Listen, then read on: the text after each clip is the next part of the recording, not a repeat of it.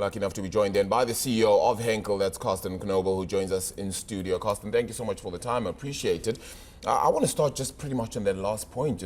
Consumer spending taking a bit of a hit because of, one, we've seen cost of living crisis, whether it be across Europe, across many other regions as well, higher interest rate environment, high inflationary environment really up until pretty recently. How much more pain do you think is anticipated to come through from that? Or do you think that's going to ease in a little bit later? I think, first of all, good morning and thanks for having me. So I think the pain was really in the last couple of years where we digested, significant material price increases, the crisis which we had also related to pandemic, the Russia war, what is happening. Also in that context, I think it will ease out in terms of the consumer sentiment. For sure, we still see some issues, but you mentioned it before. We had a very good results in the first half of the year, especially also in our consumer branded business with 4.3% top line growth organic after our strategic move to move the businesses together under one roof. So we're in the middle of a transition.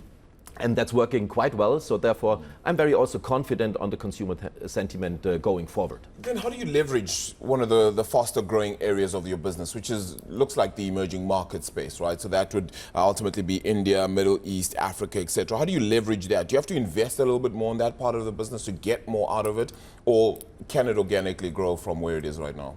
No, I think we have a twofold strategy on that. The one thing is definitely boosting the organic growth, and we have great brands in order to leverage on that.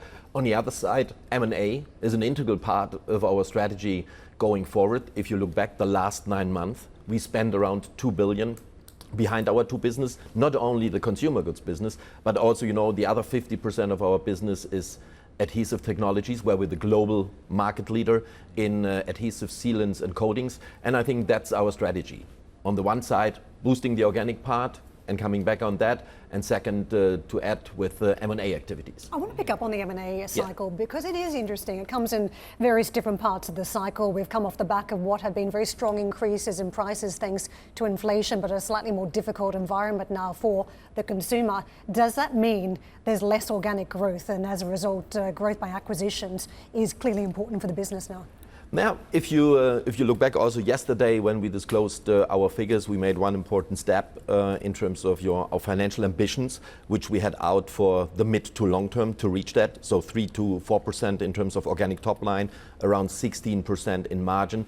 We made the clear statement that we expect that now to be reached midterm. So our strategy, what we have been implementing, is working. The transformation is successful, and in that context, we also deliver what we have promised. So therefore, in terms of organic, I'm really confident that we will boost that in the next couple of years.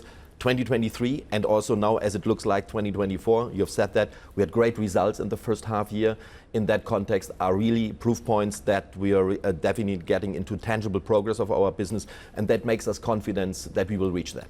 Carsten, one thing I would say about Henkel is that when it comes to the brands, best of the best, you open the cupboard and the household goods are there and you know all of the labels. The recognition is very, very strong. But that said, we know that some of the big supermarket chains are trying to take the consumer down a lower inflation path with their own labels. Are they chipping away at the business? Yeah, Karen, I think that is an important factor for sure that has been also impacting our business in the last couple of quarters because of what Arable said about the consumer sentiment and the inflation and all of that. But for me, the answer is innovation, and that's investment behind the business. And despite the great results we achieved, we have significantly stepped up in our marketing spendings and our investments behind innovation and sustainability and digitalization. And that's for me the answer. I need to convince the consumer that what we have as a branded goods company is really superior in terms of products and quality, and that's what we are doing every day. How much faith are you seeing then in just the economic space? Because you're still a bellwether for how consumers are looking at, whether it be spending, which you've now spoken about as well, but really just around their basic day-to-day needs in some elements as well. Are you seeing fractures happening? Is there a recession that you're perhaps also wondering about in parts of your business? Are you seeing any risk of that? For sure, if you look at the last couple of years, we also always need to be very cautious because there is a high volatility. Things are changing really rapidly in terms of you still think that you're in a good trajectory, but then it changes it immediately. Also there are external factors where impacting that. So I think that's what is the change in terms of how we as a management are doing business today versus the past, that we really need to be very cautious in terms of and very flexible what is happening and agile. Carsten, something that jumps out to me, and it's not just your company, it is across the board in terms of the sector. Looking at consumer brands, the price component plus 5.1%. Volume, though, decreasing 0.9%. There was a time and place when volume fell off the cliff that price action would come down, that there would be a recognition in the C-suite that it was just overpriced for where the consumer was at. When does that happen? For us, the situation is a little special when you talk about the minus 0.9% in volume because, as I mentioned before, we have been doing a quite transformational step in moving together our consumer brands businesses, and within that, we have doing quite a lot of portfolio activities. Means we're divesting or discontinuing a certain part of the business where we believe we are not the best owner or the right owner anymore, and that has been impacting our volumes in the first half of the year.